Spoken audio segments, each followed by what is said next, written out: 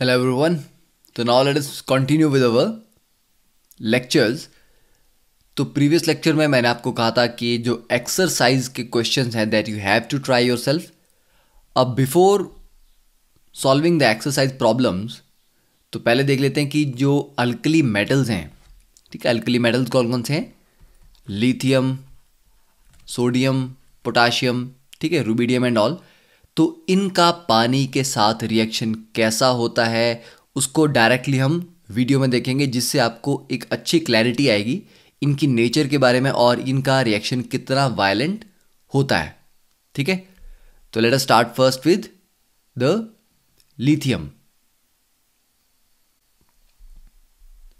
देखो, group one के जो मेटल्स हैं, ठीक है, पीरियोडिक टेबल में आप ग्रुप वन में जाओगे तो लिथियम, सोडियम, पोटाशियम में जो फर्स्ट वर्टिकल ग्रुप आता है ये मेटल बहुत रिएक्टिव होते हैं. ठीक है, तो जैसे कि आप वीडियो में देख सकते हैं, इसको हम कहाँ से निकाल रहे हैं? मिनरल ऑयल से. तो इनको कहाँ स्टोर किया जाता है? इनको स्टोर करते हैं हम मिनरल ऑयल या कैरोसिन में. अभी इसके ये जो हमने मेटल लिया है दैट इज लिथियम, तो लिथियम के सरफेस पे ऑलरेडी ऑक्साइड की और नाइट्राइड की लेयर चढ़ी होती है. ठीक है, अब हमने इसको नाइफ से कट किया. नाउ यू कैन सी कि यहां पर शाइनी मेटल है. ठीक है, और इसकी कंडक्टिविटी को चेक कर सकते हैं हम इस पोर्टेबल कंडक्टिविटी टेस्टर के थ्रू. तो ग्रीन लाइट जली, दैट मीन्स ये कंडक्ट करता है. अब इसको हम पानी में डालते हैं तो यहां हम देख सकते हैं कि पानी में बबल्स जनरेट हो रहे हैं और एक रिएक्शन हो रहा है पानी के साथ. ठीक है, तो लिथियम का जब पानी के साथ रिएक्शन होता है तो क्या बनता है? Lithium hydroxide plus hydrogen gas.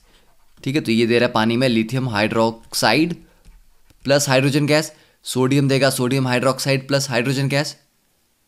अब हम इसमें से कुछ गैस को एक टेस्ट ट्यूब में कलेक्ट कर रहे हैं.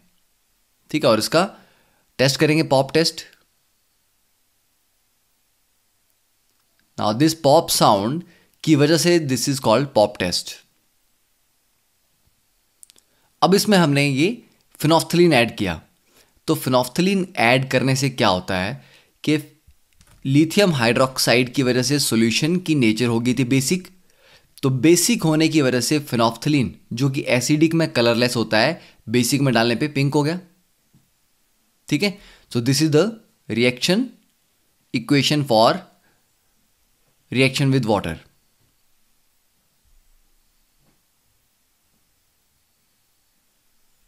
अब next is physical properties of sodium and its reaction with water. तो सोडियम को भी किस में ऐड करके रखा हमने? या तो कैरोसिन ऑयल के अंदर रखेंगे या मिनरल ऑयल के अंदर रखेंगे, क्योंकि सोडियम भी बहुत रिएक्टिव है.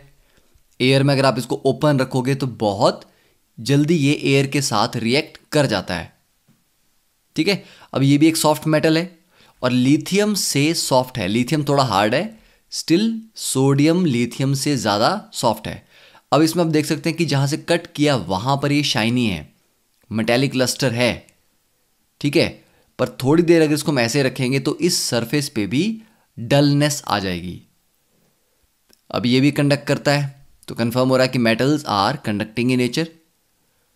अब इसको जब हम पानी में डालते हैं तो this is a little more violent than lithium. Lithium से ज़्यादा वायलेंट रिएक्शन है सोडियम का. तो इसमें क्या बनेगा? Sodium hydroxide plus hydrogen gas. और आपने एनसीईआरटी में पढ़ा है कि इट कैचेस फायर. यहाँ पर कोई फायर नहीं लगी बिकॉज हमने जो सोडियम लिया है वो बहुत थोड़ा लिया है. अगर आप थोड़ा ज़्यादा अमाउंट सोडियम ऐड करेंगे तो इतनी ज़्यादा हीट रिलीज होती है कि तब इट कैचेस फायर. ठीक है, और फिर से हम इसकी हाइड्रोजन गैस जो रिलीज हो रही है उसको टेस्ट ट्यूब में कलेक्ट कर सकते हैं और कलेक्ट करने के बाद उसका पॉप टेस्ट कर सकते हैं.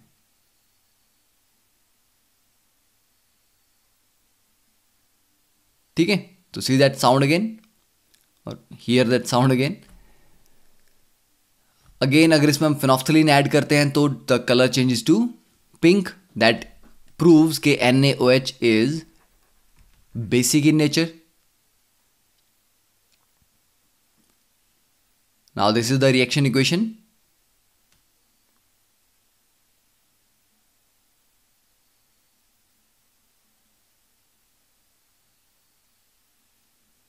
अब next is the physical properties of potassium and its reaction with water.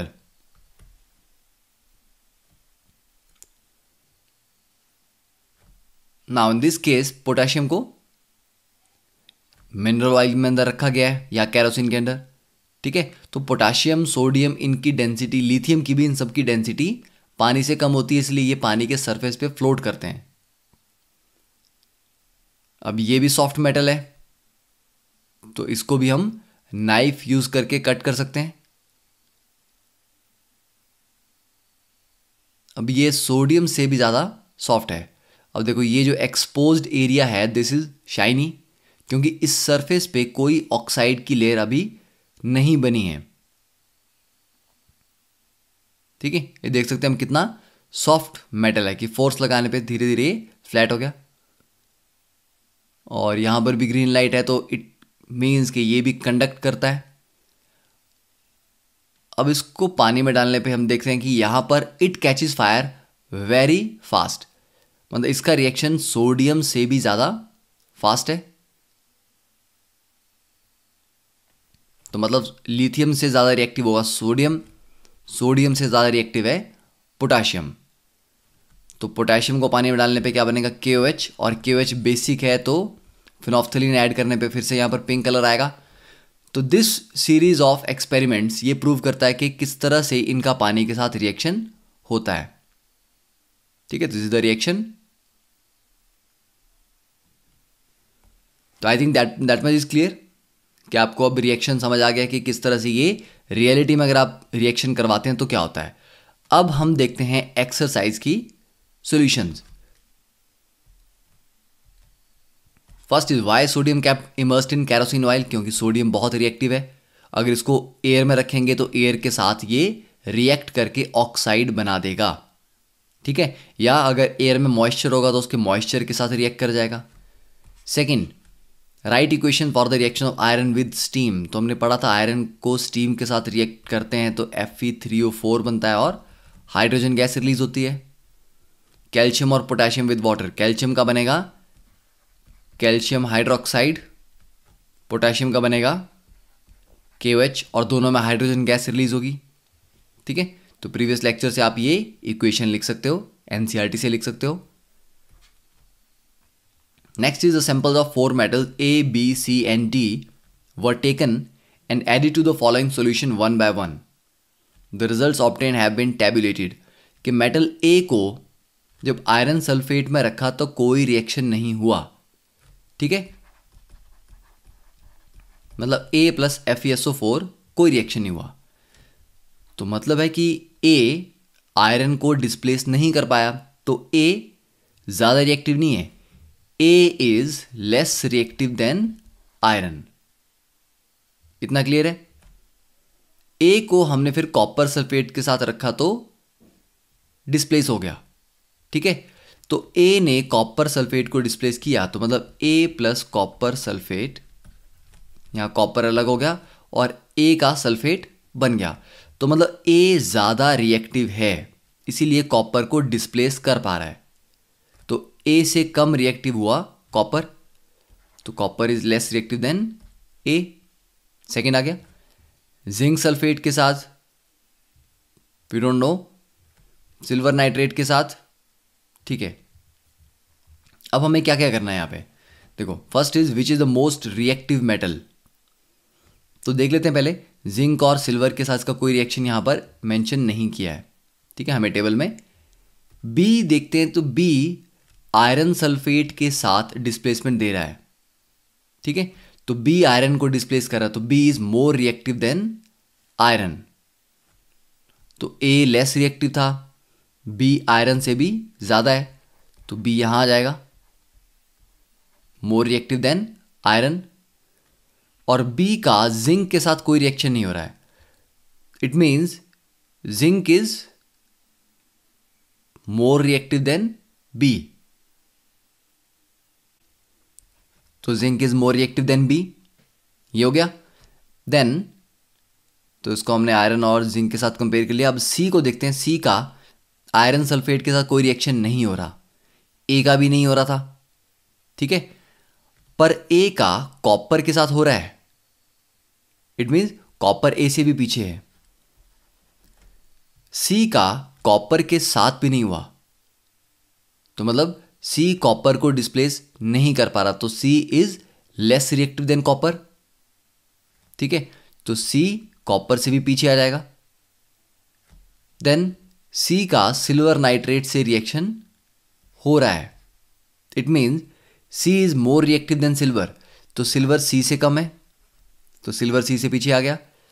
D का इन सब के साथ कोई रिएक्शन नहीं हो रहा, इट मीन डी सबसे कम रिएक्टिव है, तो डी सबसे पीछे आएगा। तो इस सीरीज में अगर हम देखें तो डी सबसे कम रिएक्टिव है, फिर सिल्वर है, देन सी, देन कॉपर, ए आयरन, बी, देन जिंक। तो this is the order of reactive. तो सबसे रिएक्टिव मेटल यहां पर कौन है? वैसे तो जिंक है इनमें, पर ए बी सी डी में B is the most reactive metal. Next, what would you observe if B is added to the solution of copper sulphate? तो बी ज़्यादा है कॉपर सल्फेट से, मतलब कॉपर से ज़्यादा रिएक्टिव है, तो ज़्यादा रिएक्टिव है बी, तो ये कॉपर सल्फेट से कॉपर को डिस्प्लेस कर देगा, तो B displaces copper and forms sulphate. किसका? Sulphate of B. Arrange the metals in order of decreasing reactivity, तो ये हमने अरेंज कर दिया है, ठीक है।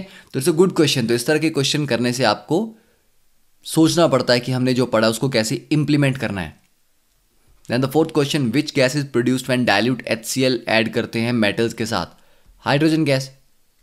फिर डाइल्यूट H2SO4 के साथ आयरन रिएक्ट करेगा, तो Fe plus H2SO4 gives you iron sulfate FeSO4 plus H2. And then what would you observe when zinc is added to solution of iron sulfate? तो zinc is more reactive than iron, तो zinc iron को displace कर देगा, तो zinc plus FeSO4 बनेगा ZnSO4 plus iron, ठीक है। तो this is the solution to the exercise problems. अब नेक्स्ट देखते हैं मेटल्स के बारे में, ठीक है। तो नेक्स्ट टॉपिक स्टार्ट करने से पहले हम एक कॉमन क्वेश्चन है कि फायरवर्क्स आपने देखे होंगे, ठीक है, दिवाली में काफ़ी बच्चे पटाखे जलाते हैं, तो ये जो फायरवर्क है डिफरेंट डिफरेंट कलर के ब्यूटीफुल कलर्स के फायर क्रैकर्स अवेलेबल होते हैं। तो किसी फायर क्रैकर का कलर, पटाखे का कलर रेड होता है, किसी से ग्रीन निकलता है, किसी से वायलेट कलर निकलता है। तो ये जो कलर्स हैं फायरवर्क्स के, व्हाट इज़ द रीज़न, ठीक है, कैसे ये कलर डिसाइड किए जाते हैं, क्या ऐड करते हैं उसमें हम जिससे ये कलर आते हैं। तो this part we will study in this particular section, ठीक है। तो अब इस सेक्शन में बेसिक पहला पार्ट जो है that is how do metals and non metals react. तो मेटल्स और नॉन मेटल आपस में कैसे रिएक्ट करते हैं। देखो, मेटल्स हमेशा पीरियोडिक टेबल के लेफ्ट में होते हैं और नॉन मेटल्स पीरियोडिक टेबल के राइट एंड पे होते हैं, ठीक है। मेटल्स की टेंडेंसी इलेक्ट्रॉन लूज करने की होती है और नॉन मेटल्स की टेंडेंसी इलेक्ट्रॉन गेन करने की होती है। इसका रीज़न क्या है? देखो, अपने जूनियर क्लास में 9th क्लास में ये तो पढ़ा होगा कि what is a valence shell. तो वैलेंस शेल किसको बोलते हैं?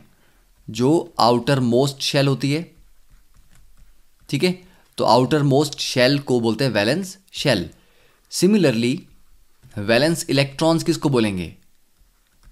Electrons in the outermost shell, okay. तो अब हम देखते हैं कि डिफरेंट डिफरेंट मेटल्स के लिए वैलेंस शेल इलेक्ट्रॉनिक कन्फिग्रेशन या इलेक्ट्रॉन्स किस तरह से अलग अलग शेल्स में रखे जाते हैं, ठीक है। तो this is the table in the NCERT. अब हमने पढ़ा कि नोबल गैसेस सबसे कम रिएक्टिव होती हैं। क्यों?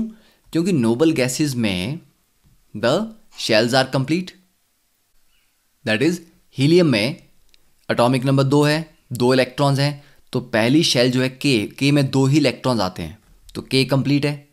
नियॉन में के और एल दोनों शेल्स कंप्लीट हैं। आर्गन में के एल एम तीनों शेल्स कंप्लीट हैं। तो वैलेंस शेल के कंप्लीट होने की वजह से नोबल गैसेस रिएक्ट नहीं करना चाहती, तो इसका मीन्स नोबल गैसेस स्टेबल है। तो स्टेबिलिटी क्यों है? क्योंकि वैलेंस शेल कंप्लीट है। तो कोई भी मेटल या नॉन मेटल अल्टीमेटली स्टेबल होना चाहता है।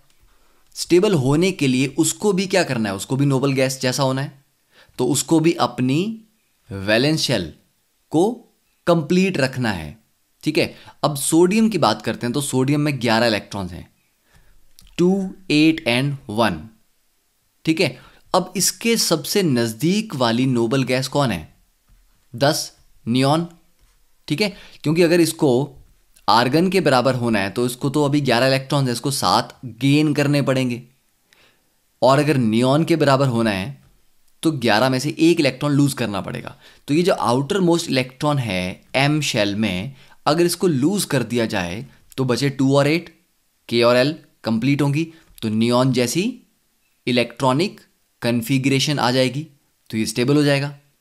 तो 7 इलेक्ट्रॉन गेन करना बहुत मुश्किल है, 1 लूज करना आसान है। ठीक है, मैग्नीशियम की बात करें तो ये 12 पे है। 12 से अगर 2 इलेक्ट्रॉन लूज कर दे इन 2 को, तो ये भी नियॉन के बराबर हो गया। एल्यूमिनियम अगर 13 में से 3 इलेक्ट्रॉन लूज कर दे तो ये भी बराबर हो गया। पोटाशियम में 19 है, 19 का अब नियरेस्ट नोबल गैस है आर्गन, 18 इलेक्ट्रॉन्स। तो ये आउटरमोस्ट इस 1 इलेक्ट्रॉन को लूज कर देगा, तो 18 रह जाएंगे। कैल्शियम में आउटरमोस्ट में 2 हैं, 2 को लूज करेगा। तो यहां पर देख के हमें समझ आ रहा है कि मेटल लूज ही क्यों करना चाहते हैं, क्योंकि लूज करना आसान है, गेन उनको बहुत ज्यादा करने पड़ जाएंगे। ठीक है, तो इसलिए मेटल्स की टेंडेंसी होती है टू लूज इलेक्ट्रॉन्स। ठीक है, सिमिलरली जो नॉन मेटल्स हैं, नॉन मेटल्स को भी क्या करना है? कंप्लीट करना है अपनी शेल्स को। तो नाइट्रोजन के पास देखें तो उसके पास 7 है। 7 को अगर पीछे आना है हीलियम पे, तो हीलियम में 2 है, तो उसको 5 इलेक्ट्रॉन छोड़ने पड़ेंगे। पर अगर अगली नोबल गैस में जाना है तो वो 10 है, तो 7 में से 3 ऐड करने पड़ेंगे।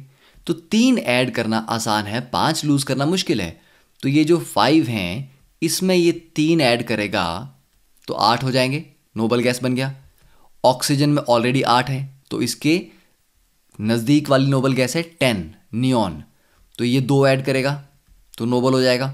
फ्लोरीन में सिर्फ 1 ऐड करना है। तो यहां से क्लियर होता है कि नॉन मेटल्स में इलेक्ट्रॉन ऐड करना आसान रहता है, तो उससे वो ज़्यादा इजीली नोबल गैस वाली फिल्ड शेल कन्फिग्रेशन को अचीव कर सकते हैं। ठीक है, वैसे फॉस्फोरस 15 है, तो 3 और गेन कर लेगा, 18 हो जाएंगे आर्गन के बराबर। सल्फर में 16 है, 2 गेन करेगा। क्लोरीन में ऑलरेडी 17 है, तो 1 गेन करना है। ठीक है, तो ये रीज़न है। तो यहां से अब हम क्लियरली बता सकते हैं कि मेटल्स की टेंडेंसी इलेक्ट्रॉन लूज करने की होती है और नॉन मेटल्स की गेन करने की होती है। तो कोई भी मेटल अगर 1 इलेक्ट्रॉन लूज करता है तो क्या बनाएगा वो? M1 positive. अगर मेटल 2 इलेक्ट्रॉन लूज करता है तो वो बनाएगा M2 पॉजिटिव। ठीक है, उसी तरह से लेट अस से नॉन मेटल इज X एक नॉन मेटल है। अगर वो 1 इलेक्ट्रॉन गेन करता है तो बनेगा X नेगेटिव, 2 इलेक्ट्रॉन गेन करता है तो X2 नेगेटिव। तो ये जो M पॉजिटिव हैं ये क्या है? M positive, M2 positive cation, और जिस पे नेगेटिव चार्ज आता है उसको बोलते हैं एनायन। तो कैटायन पे पॉजिटिव चार्ज, एनायन पे नेगेटिव चार्ज, तो ये दोनों एक दूसरे को अट्रैक्ट करेंगे। ठीक है, तो जब ये 2 आयन्स एक दूसरे को अट्रैक्ट करते हैं, इनके बीच में जो अट्रैक्शन फोर्स होती है उसको बोलते हैं आयनिक बॉन्ड। ठीक है, बॉन्ड बनता है। तो सोडियम की अगर हम बात करें, सोडियम की इलेक्ट्रॉनिक कन्फिगरेशन है 281। तो आउटर मोस्ट शेल हुई इसकी 3rd। KLM। तो आउटर मोस्ट शेल में कितने इलेक्ट्रॉन है? एक। तो सोडियम के पास वैलेंस इलेक्ट्रॉन कितने? एक इलेक्ट्रॉन है, उसको छोड़ देगा तो बन जाएगा Na पॉजिटिव और इलेक्ट्रॉन छोड़ दिया। अब Na पॉजिटिव की कन्फिग्रेशन बची सिर्फ 2,8, ठीक है, तो ये Na पॉजिटिव बन गया। क्लोरीन की बात करें तो क्लोरीन की है 287। अब ये सोडियम ने जो इलेक्ट्रॉन दिया था, लूज किया था, उसको ये क्लोरीन गेन करेगी और क्लोरीन पे बन जाएगा Cl नेगेटिव 288। तो बेसिकली एक इलेक्ट्रॉन लूज करता है, दूसरा गेन करता है। तो ऐसा रिएक्शन या ऐसा बॉन्ड जहां पर एक स्पीशीज और दूसरी के बीच में इलेक्ट्रॉन ट्रांसफर होते हैं, एक लूज करने वाला है और दूसरा गेन करने वाला है, तो इस तरह के बॉन्ड को बोलते हैं हम आयनिक बॉन्ड। तो आयनिक बॉन्ड यहां पर कैसे बना? Na पॉजिटिव और Cl नेगेटिव के बीच में अट्रैक्शन होने से, और फाइनल कंपाउंड जो आपका आया दैट इज NaCl। अब क्योंकि आयंस के बीच की जो फोर्स होती है पॉजिटिव और नेगेटिव बहुत स्ट्रांग होती है, तो ionic bond is very very strong bond, ठीक है। सिमिलरली मैग्नीशियम के लिए देख सकते हैं, तो मैग्नीशियम की वैलेंस शेल कन्फिग्रेशन कैसी है? 2H2, दो हैं वैलेंस शेल में, तो दोनों को छोड़ देगा, तो मैग्नीशियम 2 पॉजिटिव प्लस 2 इलेक्ट्रॉन्स, और 2 इलेक्ट्रॉन छोड़े हैं। एक क्लोरीन को तो एक ही इलेक्ट्रॉन चाहिए होता है, तो ये 2 क्लोरीन गेन करके हम 2 क्लोरीन को 2 इलेक्ट्रॉन दे सकते हैं, तो 2 Cl नेगेटिव बन जाएंगे, ठीक है। तो ये Mg2 पॉजिटिव और 2 Cl नेगेटिव के बीच में जो अट्रैक्शन होगी उससे क्या बनेगा? MgCl2, magnesium chloride. तो ये भी एक आयनिक कंपाउंड है क्योंकि इसके बीच में आयनिक बॉन्ड बन रहा है, ठीक है। तो ये है कि मेटल्स और नॉन मेटल्स किस तरह से आपस में रिएक्ट करते हैं। मेटल्स इलेक्ट्रॉन लूज करते हैं, नॉन मेटल गेन करते हैं, और उनके बीच में जनरली आयनिक बॉन्ड बनता है, ठीक है। अब नेक्स्ट इज कि what are the properties of ionic compounds. Okay, तो this we will discuss in the next lecture.